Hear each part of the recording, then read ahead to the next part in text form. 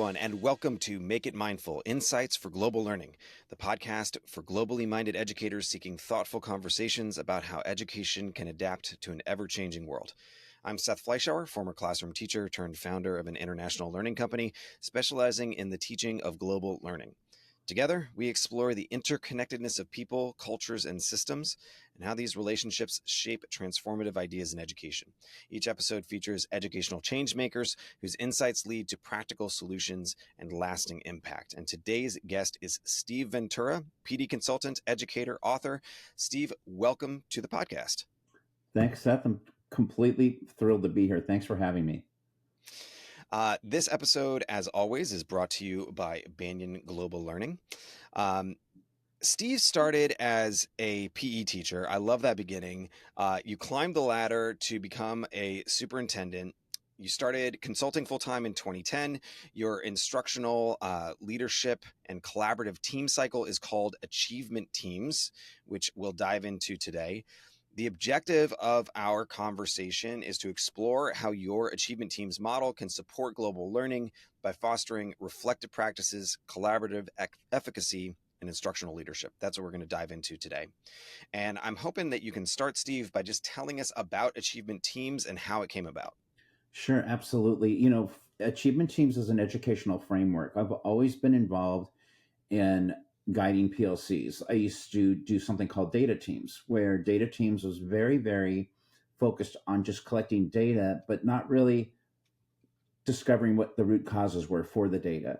And so once I started working with John Hattie and visible learning and learning more about effect sizes, achievement teams was based on some pretty good super factors from the research, but it came about to be just an effective collaborative framework where it had a beginning, middle, and end.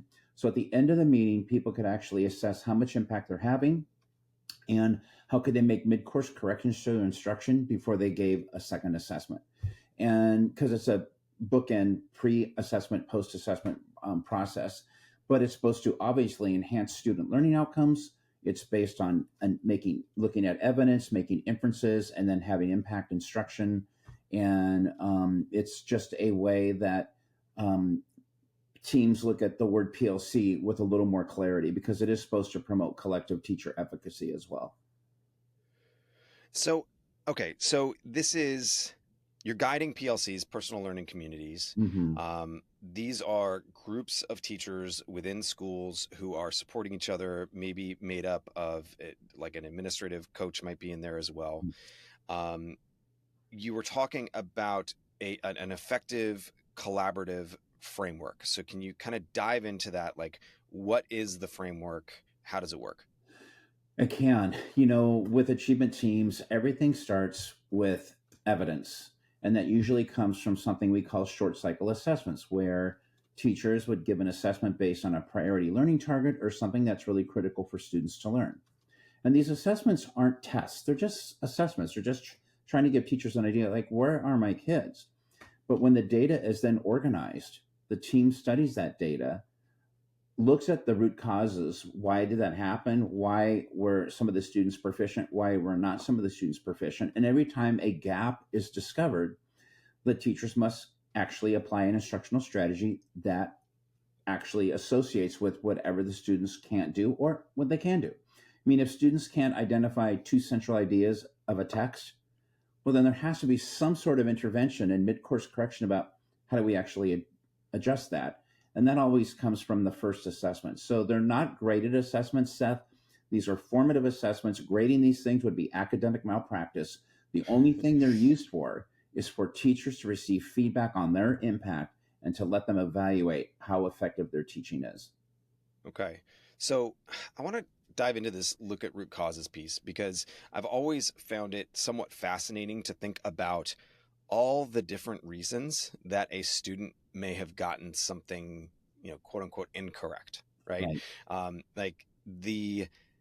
Does that student have the knowledge? Yes or no, right? Maybe they just don't have the knowledge, right? Maybe they don't have the skill. That could be one thing to notice, although not necessarily a root cause, right? And that, but like maybe they do have the knowledge and the skill, and there's like a plethora of possible reasons that they weren't able to display that knowledge or skill on any given day. How do you coach people to get to the root cause of what they're seeing in the data? We use a couple of tools. One of them is very interesting. It's called the fishbone diagram set. This is really interesting. Just imagine the head of the fish with bones coming behind the head of the fish with places to write information. And so when I work with teachers and after we get a pre-assessment, we try to decide based on that assessment, what was the biggest issue for students in terms of not being able to be proficient. And then the teachers just start listing one reason after another. Nothing is not accepted.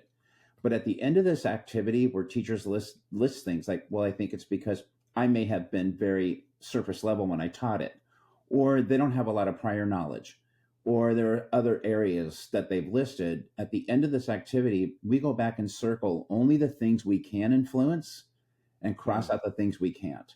So if a participant says, yeah, the parents don't care, we never say, well, that was a reckless statement. That might be true, but that's something we may not be able to influence in the building. One way or another we could, but for the most part, we're supposed to be tasked with where we can influence, and that would be with the students in our classroom and how they receive learning. So this whole root cause analysis is like an exhaustive process where you list all the things you thought caused that effect and then start chipping away which ones can we control and what would be the mid-course correction after we discover those causes. got it.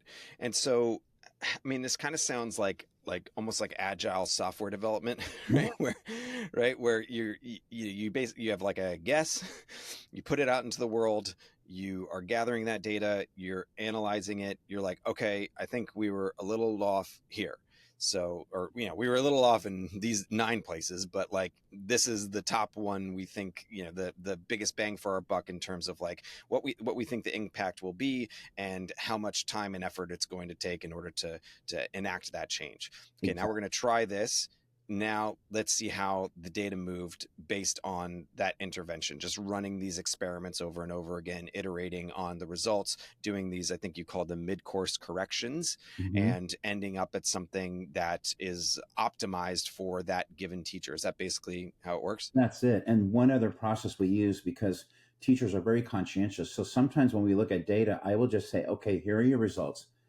I want you to just describe what you see, but I don't want you to include an opinion with that. Just describe what you see based on your results. So they may do maybe an item analysis like, well, everybody got number 5 incorrect.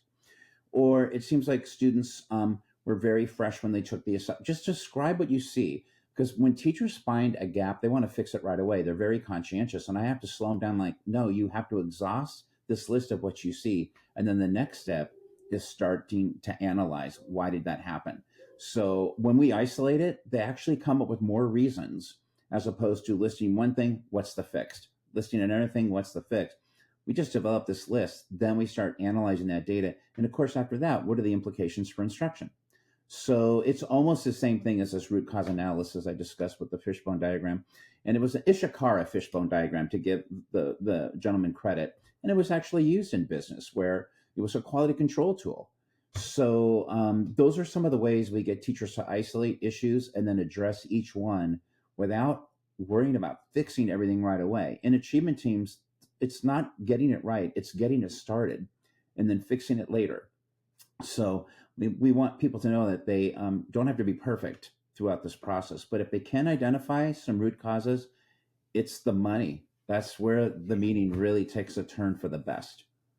I like that. It's not getting it right; it's getting it started and fixing it later. I mean, in some ways, it's sad, right, that we like put this imperfect product in front of kids, and it's not right in the beginning. But of course, it's not. Right? Mhm. Like these are human processes. Like, of course, there's going to be 1,000 things that happen in any given lesson that you did not account for because you've got 26 little brains looking up at you, each having their own experience with it. So I like that idea of like, because we as teachers, there's a moral weight to this, right? Like there's this idea that like God, like I remember working at other jobs before I was a teacher, and it was a sense of like, okay, I got to do well for like this reason or that reason. Like, I don't want my boss to get mad at me, right? Like then I became a teacher, and I was like, oh, I got to do well because like these people are depending on me to do well, and Exactly. that is like that's heavy sometimes, right? Any given teacher has to like find that line of like, where are you going to draw a boundary here between what you need and what they need, because you can work 24 hours a day at solving the problems within your classroom and still not get to all of them, That's right? exactly right. And but that framing I think is really helpful to think of it as like, of course you're not going to get this right. Of course you're not going to get this right. But what we're doing is we're applying a mindset of improvement. And one of the things that we talked about in the objective here is this like fostering reflective practices. Obviously, this process that you've explained for us here is rich with that. I'm wondering about the like sort of emotional component of this.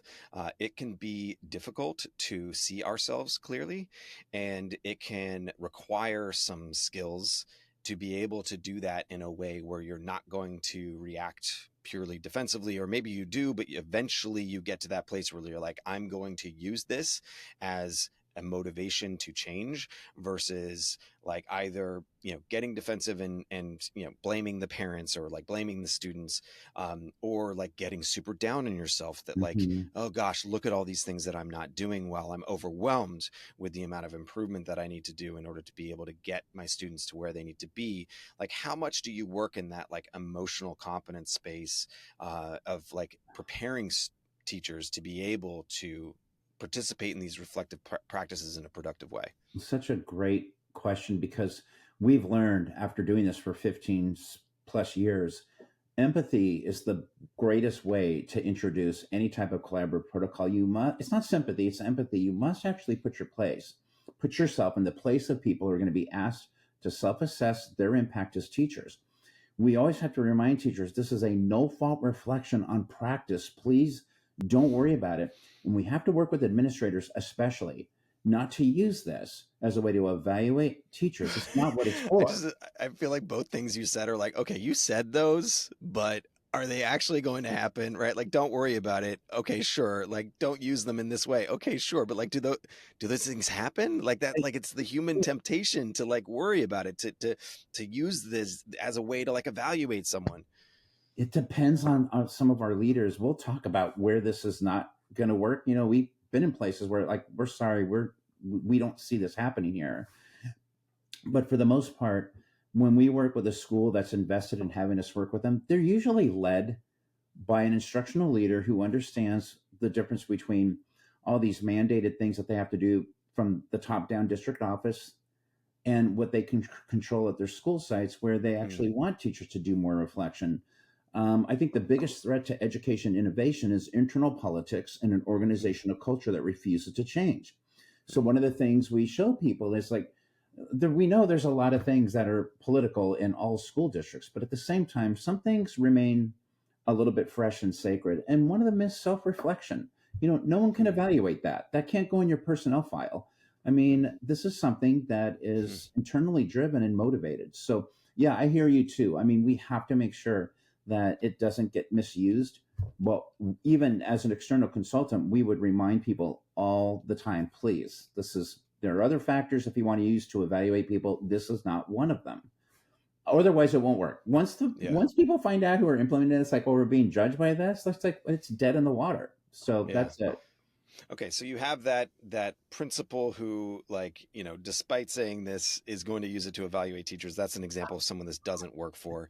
Right. Um, who like you've done the work both domestically and internationally. You've gone to, I think you were saying Bermuda, a couple of other places with this. I'm curious, who is this for? Who is this not for? Where does this work? Where does this not work? Yeah, it becomes more stark the more we do it. So it's for educators who are committed to collaborative practices. Number one, this is people that are generally looking for. They feel like when they meet, it's a collaborative powerhouse, not another thing that they have to do. Because at the end of the meeting, there should be a new, fresh excitement about teaching, learning, and leadership that they can apply, and look at the results between this first cycle and second cycle. There's a lot of districts that really have a focus on continuous improvement. That's where we belong. In those areas, they're looking for systematic approaches that improve with teaching and learning as well. And we see that happen a lot. More often than not, that's where we end up. But also, this works for data driven practitioners. There's a lot of educators that actually understand how to use and disaggregate information without always grading kids. The data is used to inform instruction and help set measurable goals. The other thing we know is that if administrators are looking for accountability and results, not accountability, not the personal file accountability, but if they're looking for an accountability to a structured way to facilitate discussions and drive measurable improvement, it works there really well. So it has a lot of positive outcomes. But the mind frame is before we even ask people to do this, Seth, we have to set them up for success by telling them this is what you will get from this if you look at our framework. By contrast, we can tell you right away where it doesn't work. Hmm. Oh, okay. So I just heard this. I was at a Vistage meeting the other day, and I heard these three words together: purpose, process, payoff. And that when you're coming into a any given situation where you're trying to enact change, that it's important to tell people why they're doing it, tell people what they're going to be doing, and then what the payoff is of this. Yeah. I feel like we've talked about the process a lot. What's the purpose? What's the payoff? The payoff is increased ability for teachers to actually understand where they have the greatest impact on student achievement. In achievement teams, the payoff is learning additional instructional strategies that you've never tried before because it's okay to take a risk. The payoff is helping students understand that they can track and monitor their own work. It's not done to them, it's done with them. The payoff is greater satisfaction personally and professionally when you know that you're a part of a team that truly cares about the outcomes and how they can be applied to teams. So there's so many positives. And a lot of times we are so loving the process because we get a chance to show people how to do it. But we feel like payoffs are huge, not just grade level and proficiency wise, but just ethically. We talked about collective teacher efficacy, where when teams of teachers come together and they positively believe they can affect the lives of the students they serve, well, based on the probability of that, it could advance student learning 2 years in one instructional year, maybe more. So a lot of things happen from just really good, decent collaborative processes, but they shouldn't be something that people dread. I mean, that actually should be fun. It should be a good time. I mean, when we ask people to give a short cycle assessment, it shouldn't be like, that's a lot of work. I think teachers assess all the time anyway. But the schools where it's working, Seth, they see the value, the leaders see the value, and ultimately they see improved student outcomes. Hmm. And you've used this word collective, collaborative, this idea that this is not coming in and working with a single teacher to improve their practices. This is more of a cultural piece. Yes. Why is that important for this type of work? Well, we feel like when people combine their collective intelligence, they're going to overcome many challenges as if they were to try to do it in an individual silo. And teaching is stressful, and there's a lot of speed bumps involved with teaching. And I just feel like um, many people try to overcome everything on their own, and this is when we lose them and they drop out of the field. First 3 to 5 years, they figure that teaching's not good for them, it's not a good match. Well, we see that when teachers actually work together collectively, they hang in the game longer. We have another book coming out with ASCD next summer, and one of the data points I discovered was it's like teachers who get a chance to share ideas regularly and collaborate have lower tendencies to leave their school or their district. They Hmm. actually stay because of that process. So we think that there are so many pluses, but we just want people to understand that when you do collaborate, the purpose is to improve practice, student outcomes, but create really great relationships. And not every team likes each other, but sometimes collaboration can break down some of that resistance. Hmm. Yeah, it's sometimes collaboration can break down some of that resistance. Sometimes collaboration just teaches you how to work with someone you don't like.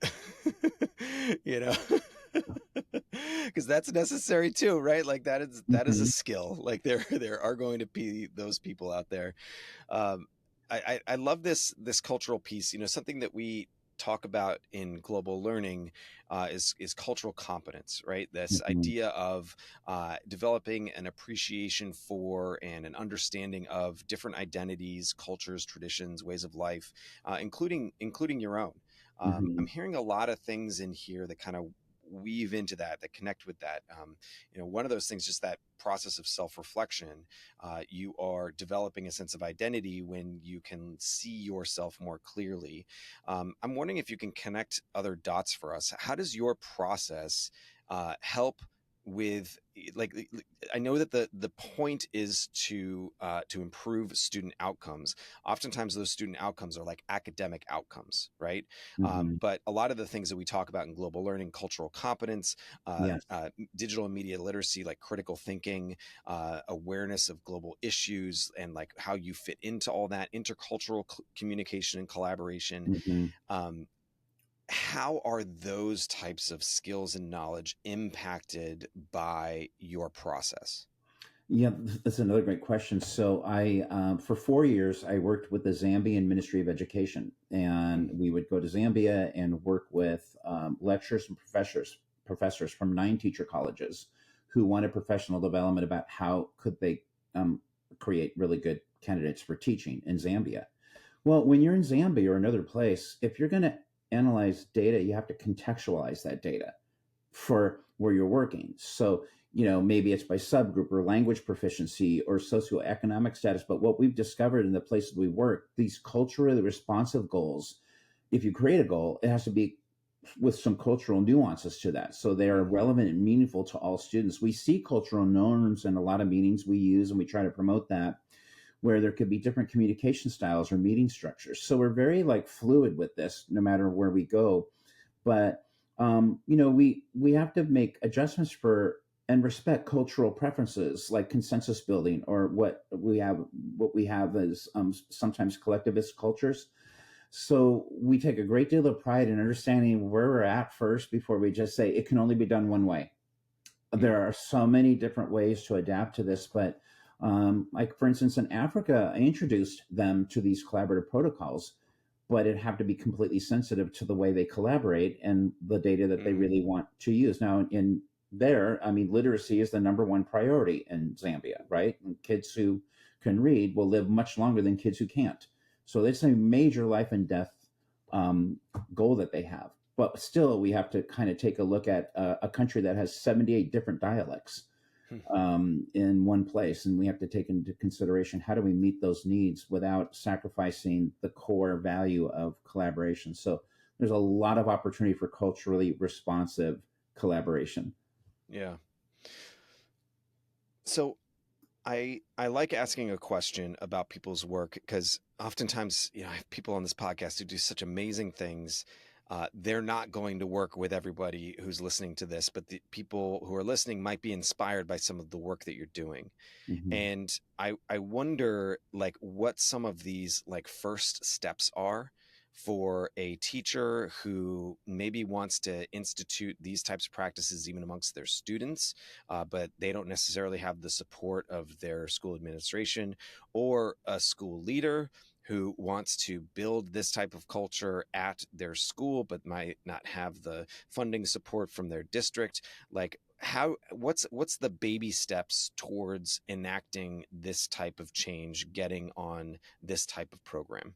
Well, there's two types of approaches here. One is that with teachers who have this very positive outlook about working with each other, sometimes the first steps are helping them identify what would be the best learning targets for Mm, your team to look at and assess. What would make the most difference?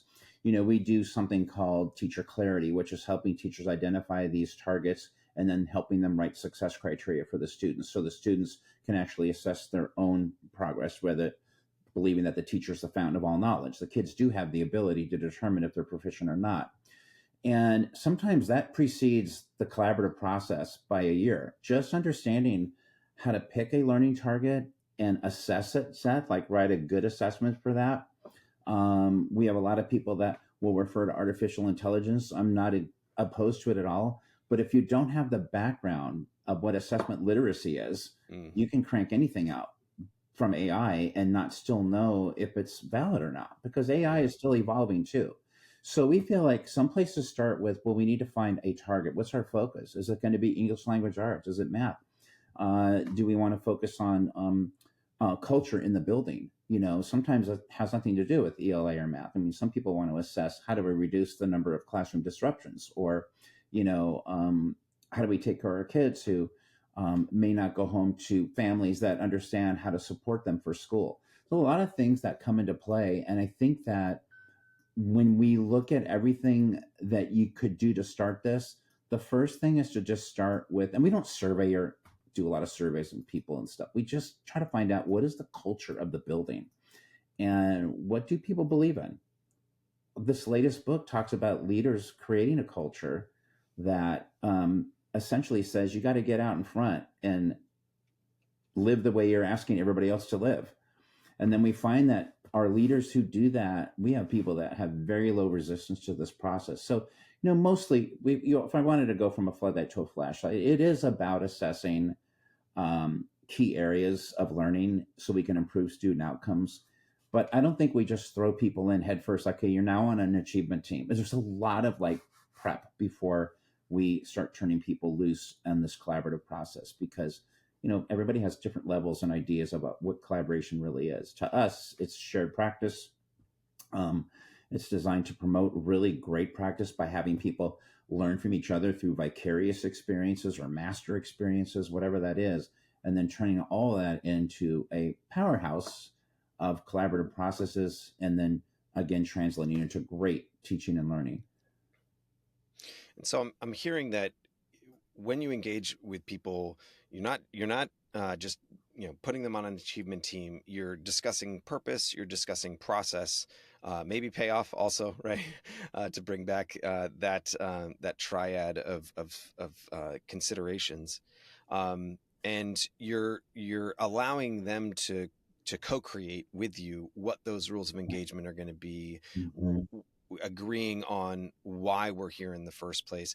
I find it so interesting sometimes, if you don't do that type of work beforehand, you get in to collaborate on a project, and it's almost inevitable that you end up having to do that work, right? like you kind of because you're going to get to a point where you're like, but I didn't think that this is why we were doing this, right?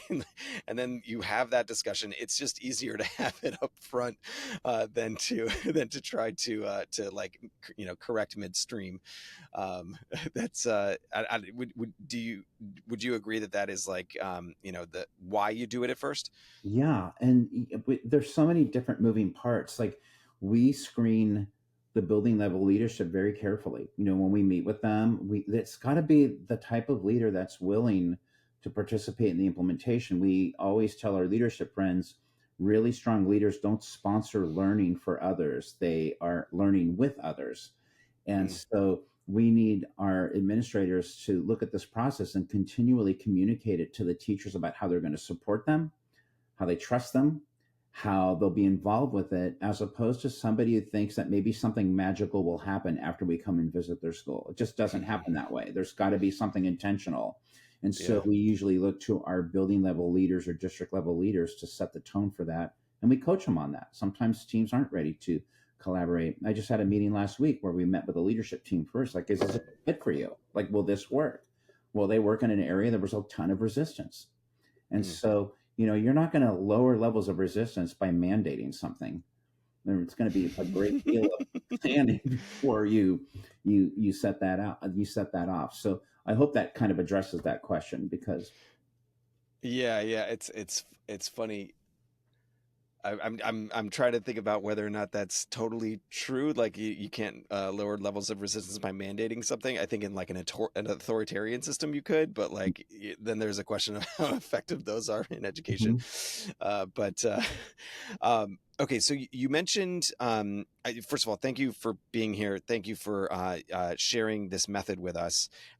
These are processes that I think, even if we do not have the luxury of engaging with your team, I think that we can take something out of these in order to understand how to identify things that are important to work on, Mhm. which ones we have impact on, which ones we don't, Right. prioritize those, choose one, put them in the context of this is going to be imperfect. Self-reflection is sacred. I love that you said that. This idea that it's this like protected space, like nobody else, if you don't let them, can have an impact on what your self-reflective processes are. Mm. No politics, no cultural considerations. That is yours, and I love that message.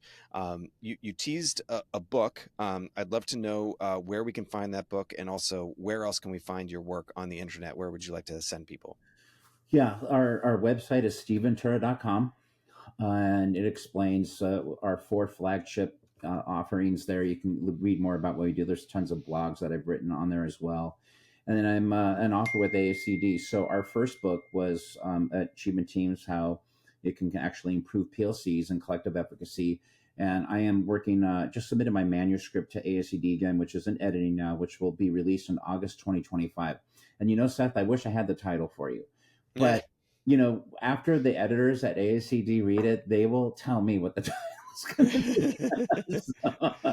So it is why I toyed with leading the collective, how to create teacher team essential actions, but it is a book on instructional leadership, which is I've always wanted to write, where it talks about what are the best processes for leadership in your building, and how do you create a very supportive culture in schools where people feel like it's worth it coming every day. We just talked about resistance to change. People resist change because they want to know if the change is worth it, and so we have to make sure that we create a really good culture and an area where people feel like this is worth it. Because I Yeah. think I heard somebody say, like, a lot of people say our district doesn't like to change. I'm like, well, I'll tell you what, if we offered everybody a $10,000 change in salary for the better, I don't think there'd be any resistance. So you have to understand where the resistance is coming from, and then we can kind of work with that. So we have the website, and then we have a book out already, and just look for Achievement Teams like on Amazon if anyone wants to see it. And then the next book I'm very excited about, but it's still just in the editing process. And so, but I'm just delighted that I had a chance to finally really zero in on the leadership practices after being a superintendent and principal and in public education for 25 years. I've learned a lot. Plus, the last 15 years of consulting, wow, I've had so many great exposure to different things that work. So excited about that. Thanks for asking, too. Awesome. Yeah, and ASCD. So are you going to be at ISTE this year? I will. Will you? Awesome. I will see you there.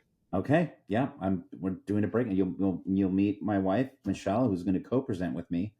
Ah, So we will be there. We're on the ASCD side. I'm trying to get my hands around how this is working, but ISTE's working. It's a gigantic. Have you been before? It's I it's presented there overwhelming. last year at Okay. ISTE, Oh, and you were then there. I was there too. Huh. yeah, and so but we're really looking forward to it. San Antonio, beautiful. I Yeah, think it's I've in never June or been. July.